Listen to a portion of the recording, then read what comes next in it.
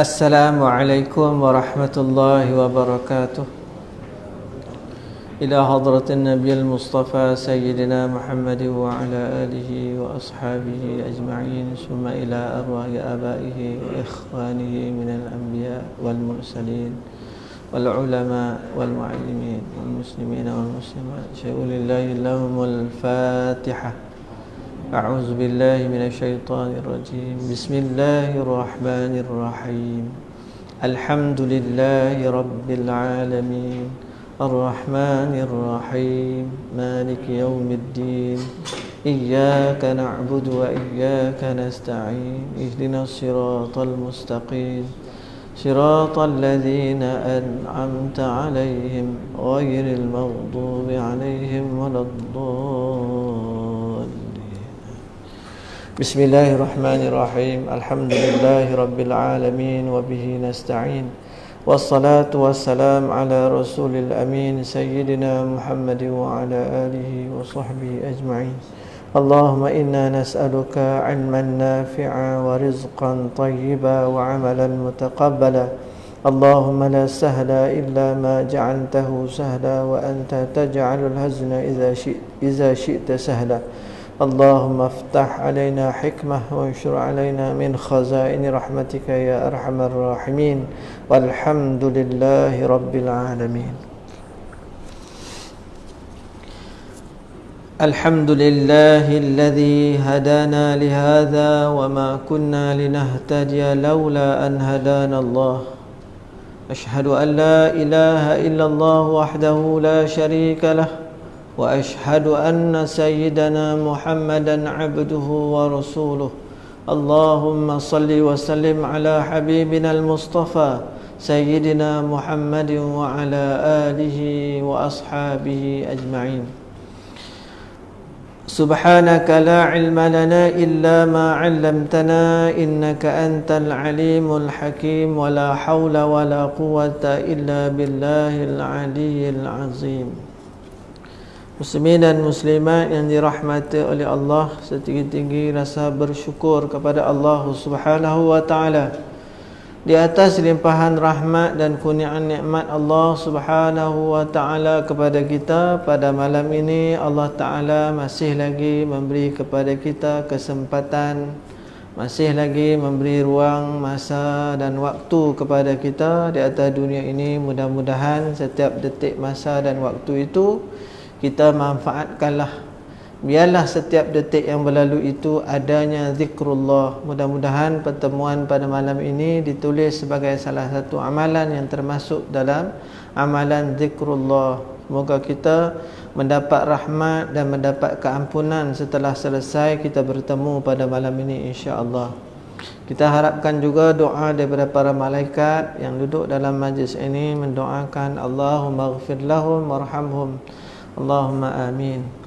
Muslimin dan muslimat yang dirahmati oleh Allah, pertemuan kita yang lalu dalam siri live di dalam FB telah kita membahaskan berkenaan dengan ayat Allah Subhanahu wa taala dari surah Ali Imran ayat 102. Bicara kita yang lalu dalam bahagian pertama perihal taqwa itu sebenarnya membahaskan ataupun menghuraikan apakah yang dimaksudkan dengan ya ayyuhalladzina amanu taqullaha haqqa tuqatih. So kita telah membahaskan perihal taqwa itu dengan terperinci apakah yang dikatakan taqwa kepada Allah Subhanahu wa taala. Kemudian kita melihat bagaimana qaul daripada sahabat Nabi yang faham daripada apa yang telah dijelaskan oleh baginda Nabi sallallahu alaihi wasallam, daripada Al-Quran yang telah kita bincangkan, daripada hadis-hadis Nabi sallallahu alaihi wasallam. Kemudian apakah pemahaman para sahabat daripada makna yang diistilahkan haqqa tuqatih, bertakwa kepada Allah ni dengan sebenar-benar erti ketakwaan. Kemudian kita telah membincangkan bagaimana pandangan ulama tentang takwa itu sendiri. Dan jelas di sini kita membuat kesimpulan bahawa takwa kepada Allah SWT dalam arti kata melaksanakan segala perintah Allah SWT. Perintah Allah ini dalam dua keadaan. Yang pertama, perintah untuk melaksanakan. Jadi perintah melaksanakan total lah kepada kita. Bila perintah itu pelaksanaannya wajib, maka wajiblah ke atas kita laksanakan. Wajib itu berarti kalau sekiranya kita tinggalkan berdosa. Jadi ada perintah juga dalam kategori perintah, tetapi dalam bentuk perintah yang disunatkan sahaja. Makna digalakkan kepada kita. Perintah itu kalau kita laksanakan, yang sunat itu mendapat pahala. Kalau kita tinggalkan, tidak mendapat dosa, namun sedikit rugi, kerana yang mendapat pahala itu adalah suatu ganjaran yang diberikan oleh Allah SWT. Adapun perintah yang kedua, iaitu perintah dalam bentuk larangan. Allah Ta'ala memerintahkan kita ni supaya tidak melakukan perkara yang dilarang. Itu termasuk dalam kategori haram. Bila haram yang dilarang, maka kita tinggalkan perkara yang haram, berarti kita telah mendapat dosa sebab memenuhi perintah Allah Subhanahu wa taala. Kalau sekiranya kita laksanakan perintah ataupun larangan Allah Subhanahu wa taala daripada perintah yang haram tadi, mana larangan daripada melakukan itu haram, kita laksanakan berdosa. Kemudian ada perintah larangan tetapi tidak mencapai kepada tahap haram, hukumnya yang disebut sebagai makruh, ataupun perkara yang dibenci atau yang ditegah atau yang tidak dituntut ke atas kita untuk melakukan. Mana dalam kategori bukan tidak dituntut yang bersifat harus, tetapi bersifat dijauhkan, kerana keharamannya itu tidaklah total secara mutlak haram. Maka ketika itu yang makruh itu kita kena tinggalkan. Kalau tinggalkan artinya mendapat pahala. Kalau kita lakukan, dia takut yushiku ayura ala dibimbangi. Dalam hadis Nabi SAW sebut perkara yang syubhat atau perkara makruh ini dibimbangi jatuh kepada haram. Jadi kita mengelakkan diri daripada makruh ini, bukan kita menghukum perkara itu haram, tetapi hukum makruh tetap makruh. Yang kita jauhkan supaya yang makruh itu tidaklah diragui ke atas kita ini untuk jatuh dia kepada haram. Jadi mengelakkan yang makruh itu ada satu tuntutan kepada kita untuk menjauhkan diri daripada terjebak dalam perkara yang haram. Jadi jelas di situ. Dikatakan perintah Allah Subhanahu Wa Taala itu yang dipahami daripada apa yang telah kita bahaskan. Kemudian bicara kita berkenaan dengan kelebihan-kelebihan takwa, sebagaimana yang kita bacakan daripada ayat-ayat Quran, surah At-Talaq ayat 2, ayat 3, ayat 4, ayat 5 itu telah membahaskan kepada kita, wa may yattaqillaha yaj'al lahu makhraja, yaj'al lahu makhraja. Allah keluarkan kita daripada kesempitan. Yaj'al lahu makhraja ni benda yang sempit, Allah Taala jauhkan daripada kita atau hilangkan daripada diri kita. Yakhruju, mana keluarkan kita daripada makhraja, perkara yang menyempitkan. Wa yarzuqhu, kemudian kelebihannya Allah rezekikan pula kepada kita. Dah keluar daripada satu musibah, satu kesempitan, masuk pula kita dikurniakan pula rezeki. Wa yarzuqhu min haitsu la yahtasib, istimewa pula orang bertakwa ni dapat rezeki daripada sumber yang dia pun tidak sangka. Sebab apa? Yang memberi rezeki itu Allah Subhanahu Wa Taala. Allah boleh berkehendaki kepada kita memberi rezeki itu daripada mana jua cara pun, kita tetap akan dianugerahkan rezeki oleh Allah SWT. Kemudian kita membahaskan tentang kelebihan-kelebihan takwa itu banyaklah. Kalau kita nak ulang satu-satu lagi agak panjang juga pada malam ini.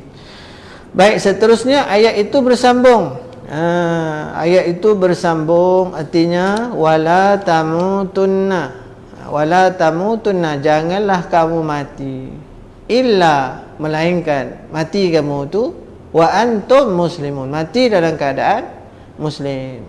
Jadi jangan kamu mati melainkan mati seorang muslim. Artinya mati sebagai seorang muslim itu perlu dicita-citakan oleh setiap yang hidup. Bagi kita yang muslim, bagi kita yang beriman kepada Allah SWT, bagi kita yang baca ayat tadi, wala tamutunna illa wa antum muslimun, illa wa antum muslimun, itu adalah cita-cita mati kita itu dalam Islam.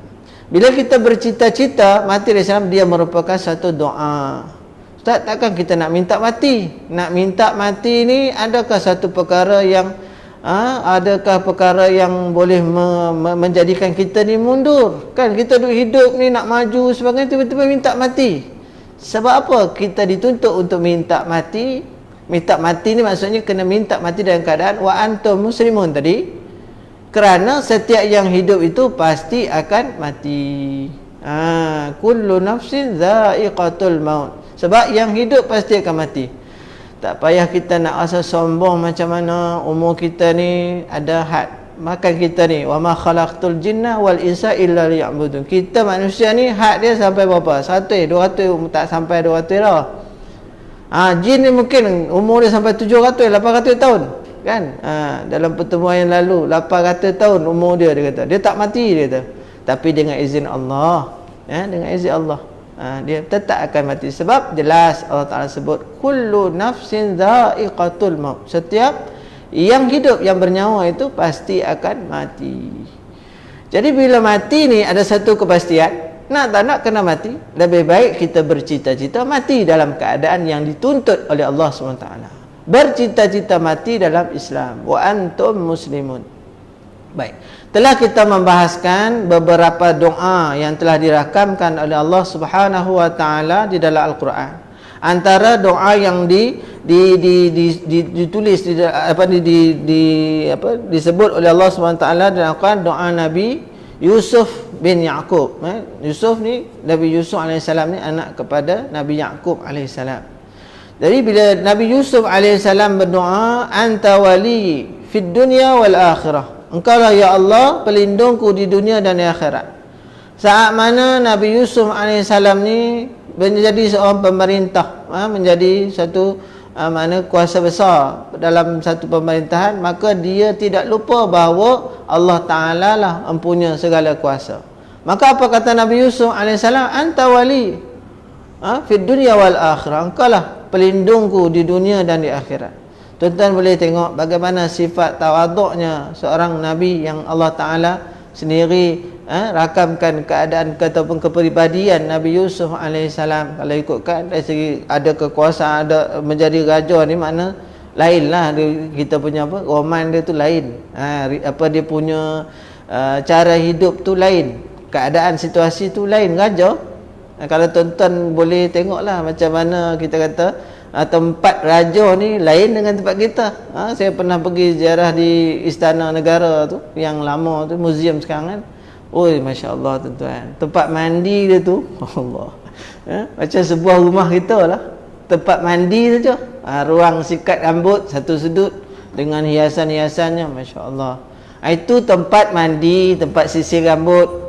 Belum cerita lagi siapa yang sisir rambut tu, siapa yang pakaikan apa tu, make-up ataupun pakaikan apa-apa tu. Orang tempat makan lagi lah, Allah. Tempat tidur tak payah cakap lah kan. Masya Allah. Tuan-tuan sesekali tu pergilah ke Istana Negara, yang Istana Lama tu kan, yang sekarang dekat Jalan Kucing tu. Yang tu masalah lah, kalau masuk tu biasanya nak tukar kerajaan je pergi sana kan, menghadap. Jadi yang Istana Lama tu boleh bayarlah 2-3 ringgit nak tengok tu keadaan tu. Tak pernah kita dapat kehidupan macam tu. Jadi bila kita lihat seorang raja ni diberikan kuasa oleh Allah, tetapi jiwa dia seorang jiwa yang bertakwa kepada Allah, maka kata Nabi Yusuf AS, anta waliyyu fil dunya wal akhirah, engkaulah pelindungku di dunia dan akhirat. Kemudian apa yang diucapkan oleh Nabi Yusuf AS? Tawaffani muslima wa alhiqni bis salihin. Ya Allah, wafatkanlah aku sebagai seorang muslim. Kalau ikutkan ada kekuasaan, ada raja ni, kita boleh arrange lah mati kita kat mana kan. Kalau kata tempat ni makam dia dah siap apa semua, tapi kata Nabi Yusuf, ya Allah wafatkanlah aku, tidak lain yang aku minta melainkan matikanlah aku sebagai muslimah, seorang muslim. Wa alhiqni, dan kumpulkanlah aku. Mana ni akhirat dia, wawasan akhirat, cita-cita akhirat Nabi Yusuf AS, bisalihin, bersama orang-orang yang soleh. Nabi dah ni, tapi berdoa dengan doa ini tuan-tuan. Kita ni tahu sekali, walaupun nama Rasul bin Abu, bukan seorang Rasul. Itu pun tak berdoa dengan doa ni. Nabi berdoa. Maka Allah Ta'ala rakamkan di dalam Al-Quran sebagai panduan kepada umat Nabi Muhammad SAW. Bila Rasulullah bacakan kepada kita, maka sebenarnya Rasulullah telah mendidik. Lihatlah bagaimana Nabi sebelum aku, iaitu Nabi Yusuf bin Yaqub alaihissalam. Hissi ni yang zahir pada panca indera, boleh lihat, boleh rasa, boleh nampak, ataupun boleh nampak dengan mata, boleh dengar dengan telinga, boleh dipegang atau disentuh oleh kulit, boleh dirasa oleh lidah sebagainya. Itu namanya mukjizat hissi. Tapi mukjizat ini ingat, dia tidak ada pada manusia biasa. Dia hanya diberikan kepada seorang nabi atau rasul sebagai membuktikan risalah yang dibawa.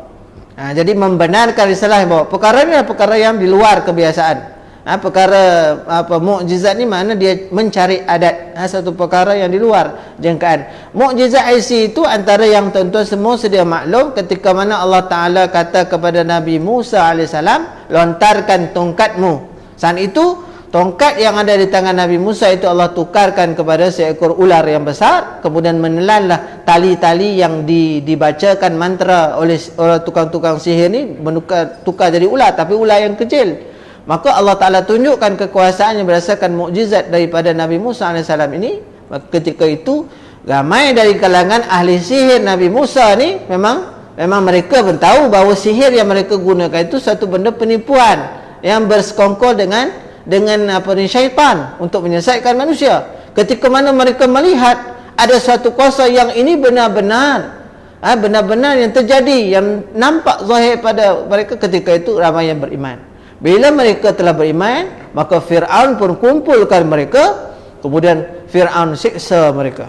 Saat mana disiksa itu, mereka yang ada sedikit keimanan baru beriman dengan mukjizat. Satu mukjizat nampak zahir pada depan mata mereka. Apa doa mereka kepada Allah, tuan-tuan? Ini kata iman yang haqqa tuqatih, bermasuk ataupun iman yang masuk ke dalam hati sanubari mereka. Kata dia, Rabbana afriq alaina sabra, wahai Tuhan kami, tetapkan kami dengan keimanan, dengan kesabaran di atas agama ini.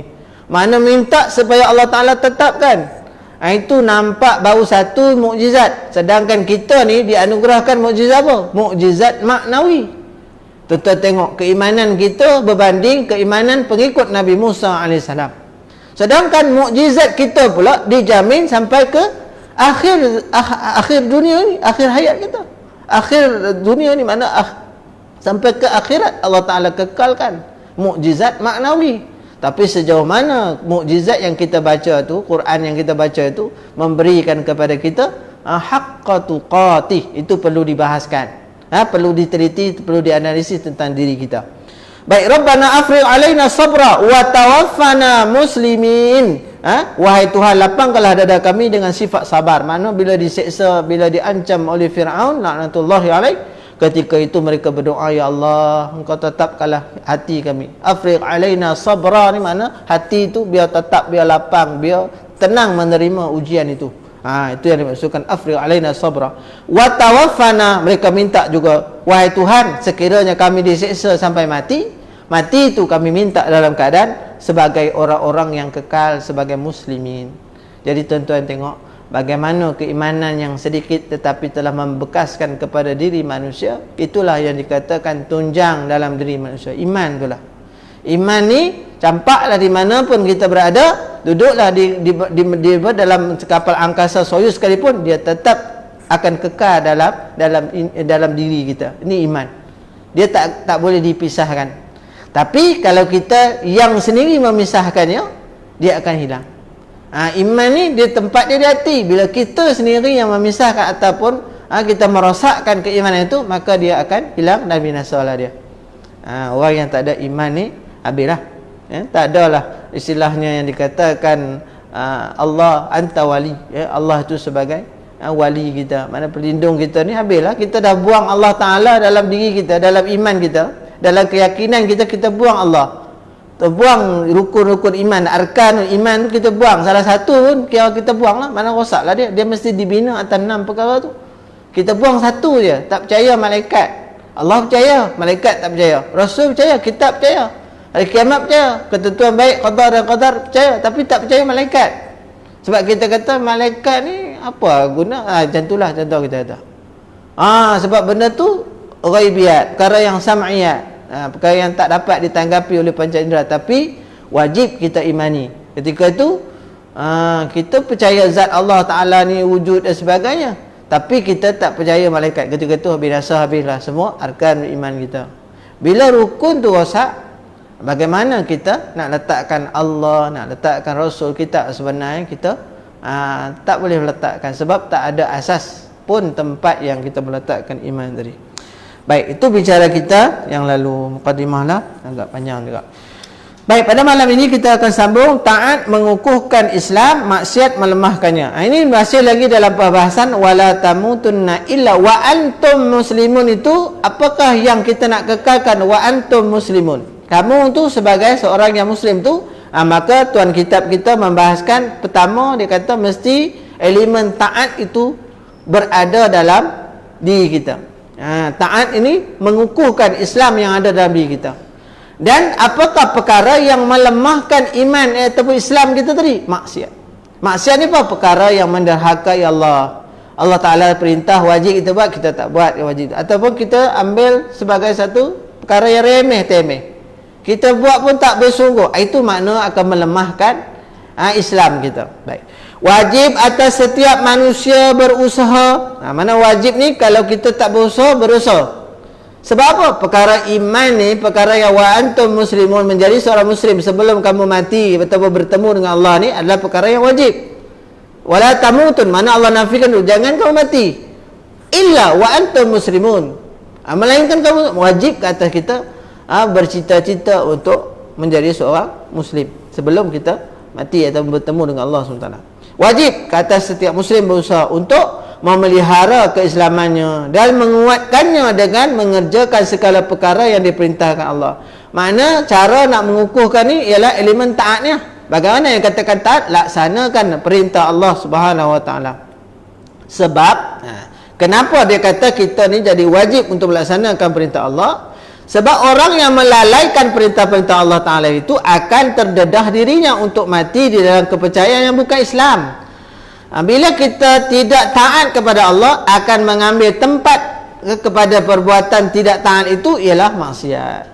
So dalam keadaan hidup kita ni, dia bertembung di antara dua perkara. Satu, taat ataupun maksiat. Kalau kita tidak taat, mana maksiat akan mengambil tempat. Kalau kita tinggalkan maksiat, perkara tu kita sampai sama masa kita tinggalkan maksiat, taat akan mengambil tempat.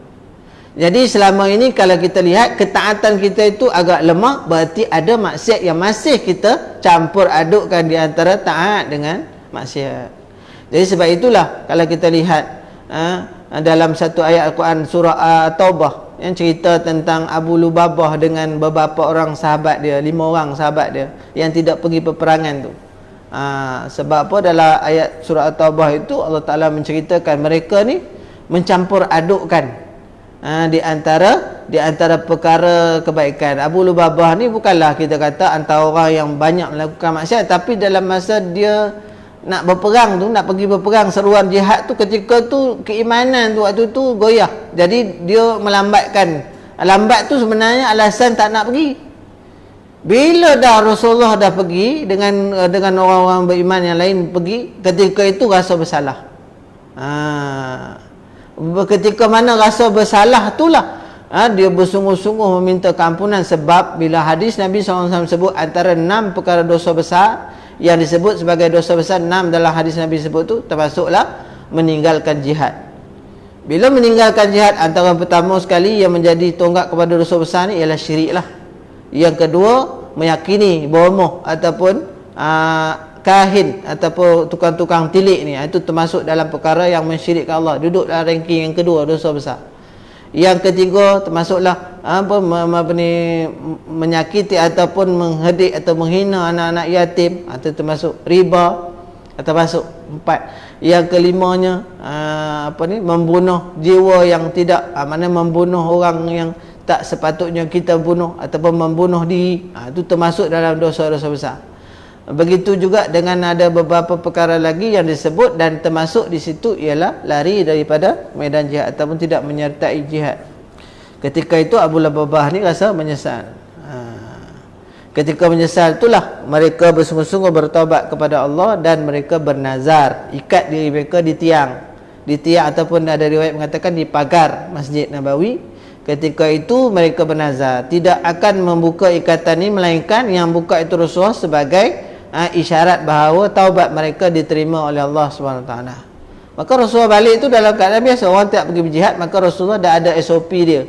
Rasulullah pulaukan mereka, tak bercakap, tak ada nak tanya khabar apa semua dan sebagainya, tak ada nak suruh minta tunjuk sebab apa, tak ada. Sebab ini adalah perintah Allah. Apa lagi kita nak campur tangan? Jadi Allah Ta'ala akan tentukan. Bila Allah Ta'ala kata asa ayyatuba alaihim, bila turun ayat asa ayyatuba alaihim, mudah-mudahan Allah Ta'ala terima taubat mereka. Ketika mana turun ayat asa ayyatuba alaihim, maka Rasulullah pun pergi buka ikatan kepada mereka. Bila buka tu, maka mereka pun rasa alhamdulillah Allah Ta'ala terima taubat mereka yang sebenar-benar tadi. Maka dua perkara tadi, tidak melakukan ketaatan, maka ketika itu maksiat akan kembali. Apatah lagi di saat kita meninggalkan ketaatan, rasa seronok pula dengan maksiat, habis. Ketaatan tadi itu telah seolah-olah kita telah memperlekehkan ketaatan pula. Kan orang yang tak sembahyang, tiba dah tinggalkan ketaatan solat 5 waktu ni, dia tak sembahyang. Dalam masa dia tak sembahyang tu tak rasa bersalah, rasa memang tak ada masalah pun. Ketika itu seolah-olah mengatakan bahawa solat pun tak ada apalah. Jadi ketika itu bahaya tuan-tuan. Maka di sinilah kata tuan kitab kita bahawa sesungguhnya yang melalaikan perintah Allah itu adalah bukti yang terang atas kecuaian dalam menunaikan hak-hak agama. Di situ sahaja penilaian yang kita boleh lihat. Orang yang melalaikan, mencuaikan perintah Allah ni, itulah bukti dia. Tak payah kita nak pergi hukum orang, nak nilai orang. Tengok kepada bagaimana ketaatan dia kepada Allah SWT. Kita sendiri pun boleh ukur diri kita, tuan-tuan. Sejauh mana kita dengan perintah Allah SWT ni. Kalau kita punya jaga hak-hak agama ni, ketaatan atau perintah Allah ni dengan sebaik, maka kita ni semakin baik. Ada hari ni kita tengok sembahyang asar lewat ni, semalam elok berjemaah, mana hari ni tu lebih buruk daripada semalam. Tak boleh. Sepatutnya kita hari ni lebih baik daripada semalam. Jadi esok lebih baik pada hari ni. Jadi itu cita-cita yang sentiasa kita perbaiki. Kalau semakin hari semakin teruk, berarti merosot.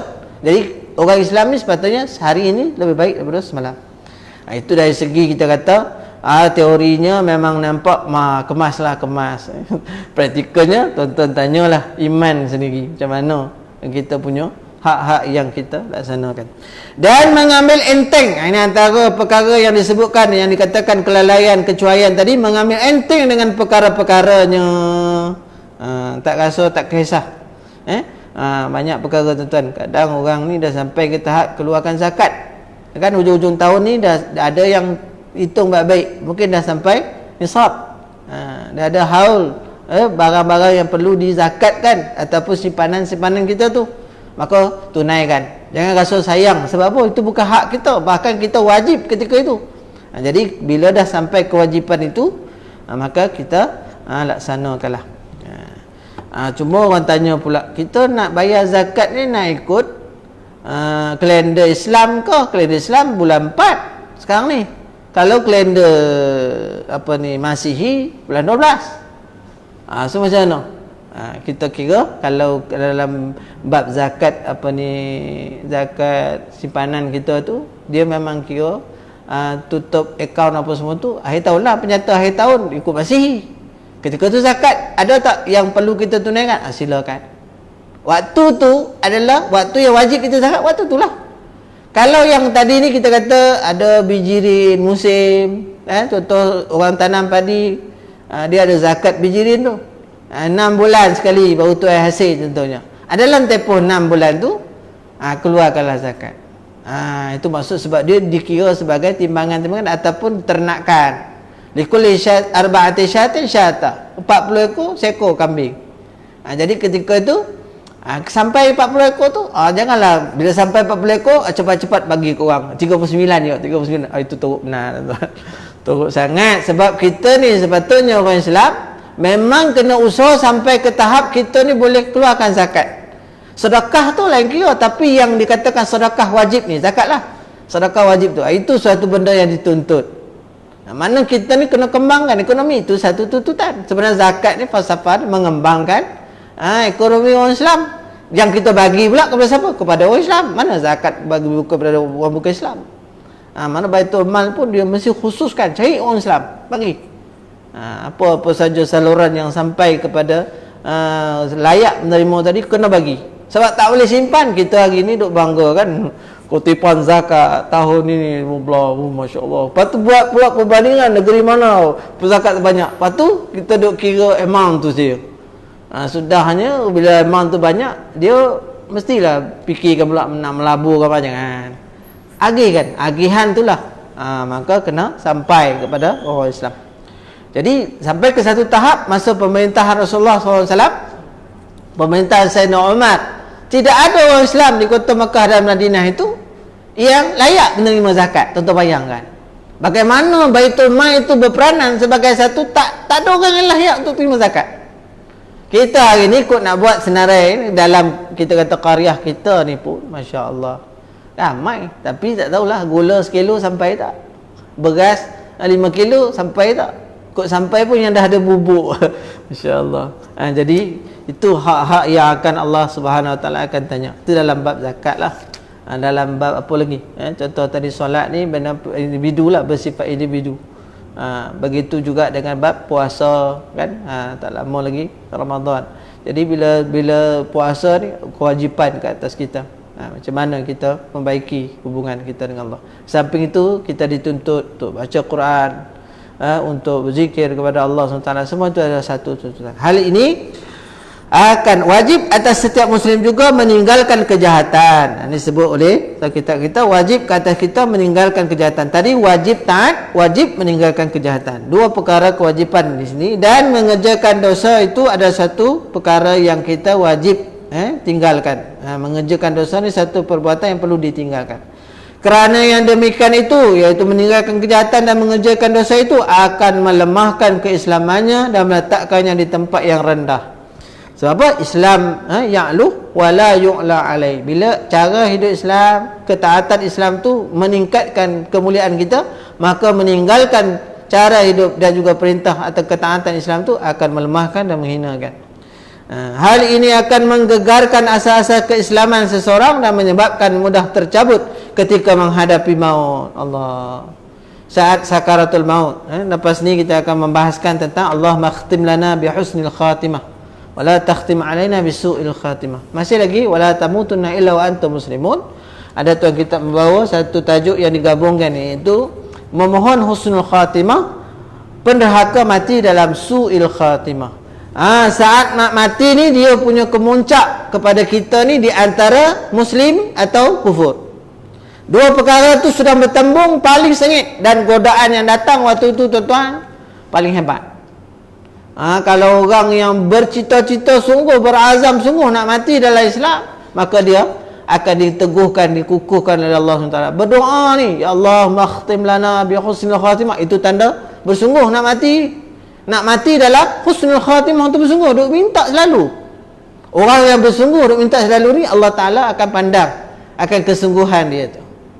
Tadi saya ada sembang dengan jiran saya, makcik ni lah, dia duduk belakang rumah saya, rumah baru saya tu, dia duduk belakang. Makcik kata, makcik duduk di Seremban ni berapa lama? Dia kata bulan 2 itu mari duduk dengan anak.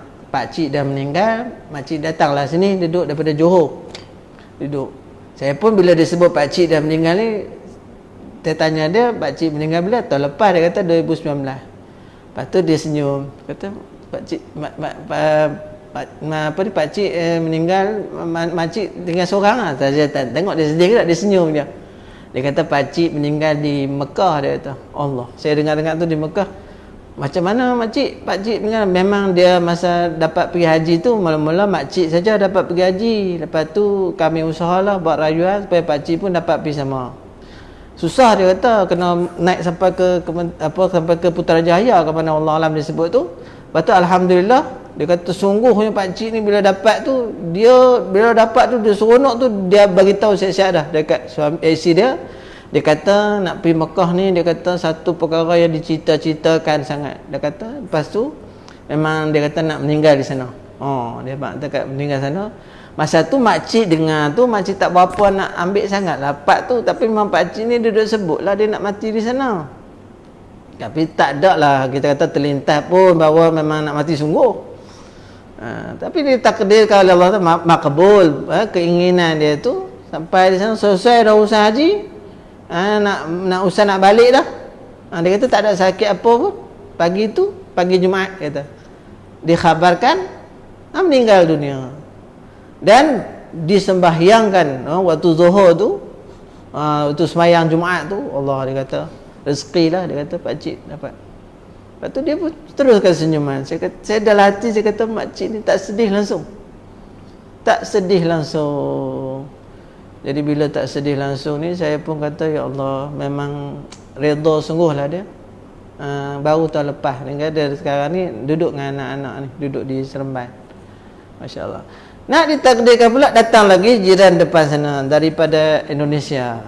Makcik juga. Nah, dia kawasan tu ada makcik-makcik. Makcik kata, macam mana sihat, kata lutut ni tak apa, nak apa sikit, dia kata okey. Ni kisah ni kenapa datang rumah saya ni Ustaz? Sebab saya ada buat majlis anniversary kan, majlis anniversary ulang tahun perkahwinan yang ke-12. Tuan-tuan kena bersyukur saya dapat bertahan 12 tahun. Alhamdulillah. Tema tahun ni wangi-wangian. Saya bagi minyak wangi kat isteri saya bagi minyak wangi kat saya. Kalau malam ni tentang bau wangi. Tapi bau ni special untuk saya je, orang lain tak boleh pakai. Baiklah muslimin dan muslimat dirahmati Allah. Dan dalam masa yang sama hari lahir anak yang keempat tu. Yang ketiga. Anak pun dah lupa yang ketiga, yang keempat, yang ketiga. Masya-Allah.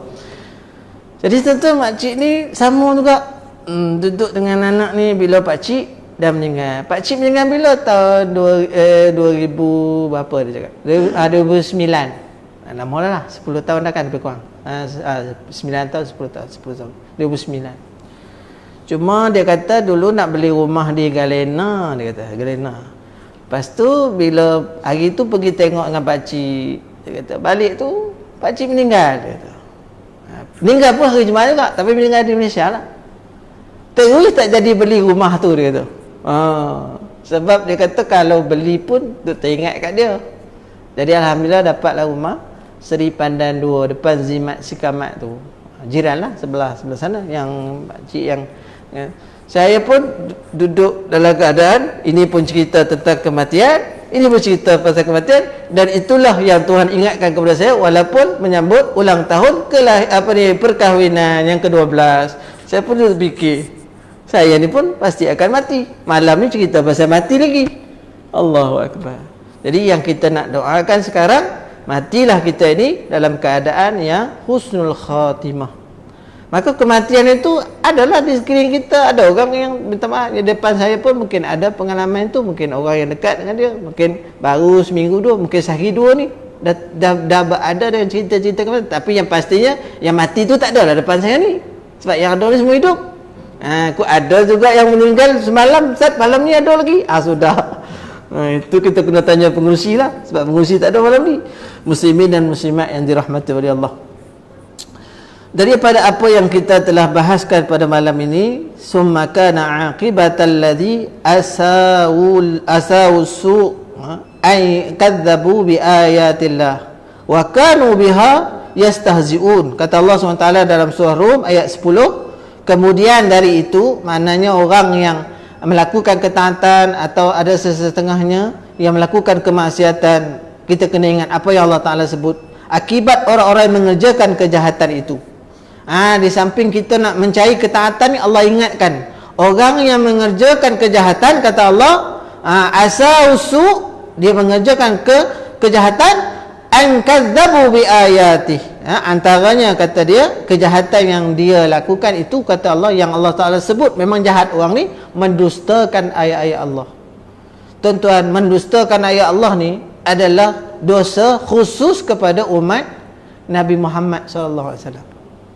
Ini tak ada kepada umat-umat yang terdahulu mendustakan ayat-ayat Allah. Mereka ini mengkazzabu bi rasulih, mereka mendustakan nabi mereka. Kita ni Allah Ta'ala sebut kazzabu bi ayatih. Ini dosa umat Nabi Muhammad SAW. Jangan kita termasuk dalam dosa yang diperuntukkan untuk umat ini. Artinya apa tadi? Kita menafikan apa yang disebut oleh Allah SWT dalam Quran. apa yang Allah kita bacakan tu kita tak masukkan dalam hati kita, tak jadikan dia sebagai satu benda yang sentiasa mengingatkan kita. Kan lillahi ma fis samawati wa ma fil ardi wa in tubdu ma fi anfusikum aw tukhfu yuhasibkum bihillah. Baca tu pun tak rasa hati tu tak rasa gerun lagi dengan Allah. Jaga tuan-tuan. Takut-takut kita ni dah tak ada perasaan nak meyakini ayat-ayat Allah, na'udzubillah. Jadi ketika itu jangan sampai kepada kita Allah Ta'ala sebut kadzabu bi ayati wa kanu biha yastahzi'un, kerana mereka mendustakan keterangan Allah dan mereka selalu memperolok-olokkannya. Ayat tersebut di atas menunjukkan kepada maksud ini, maka hendaklah anda perhatikannya baik-baik. Kemudian latihkanlah diri anda menjunjung segala perintah Allah Ta'ala. Mana bila Allah ancamkan orang yang memperolok-olokkan ayat Allah, orang yang mendustakan ayat Allah, semua itu kata Allah mereka termasuk perkara yang asausu, mereka yang melakukan kejahatan. Maka ketika itu kata Tuhan kita, latihkanlah diri anda menjunjung segala perintah Allah Ta'ala dan menjauhi larangannya. Andai kata mana dalam keadaan situasi anda telah terjerumus ke dalam sesuatu dosa, hendaklah anda segera bertaubat kepada Allah dan berjanji tidak akan kembali melakukan dosa yang sama di lain kali. Siapakah yang tak pernah melakukan dosa? Ketika ini Tuhan kitab kita mengingatkan, andai kata kamu terjerumus ke dalam dosa, kembalilah kepada Allah dan berjanjilah, berazamlah, bertekadlah takkan ulangi lagi dosa yang semestinya bila kita sebut asawusu tadi adalah suatu perkara yang Allah Ta'ala sebut antara tanda-tanda orang yang mendustakan ayat Allah, memperolok-olokkan ayat-ayat Allah. Ketika itu jauhkanlah diri kita daripada dosa-dosa itu, bertaubatlah, maka tinggalkanlah, berazamlah supaya tidak ulang lagi di lain kali ataupun di masa-masa yang akan datang.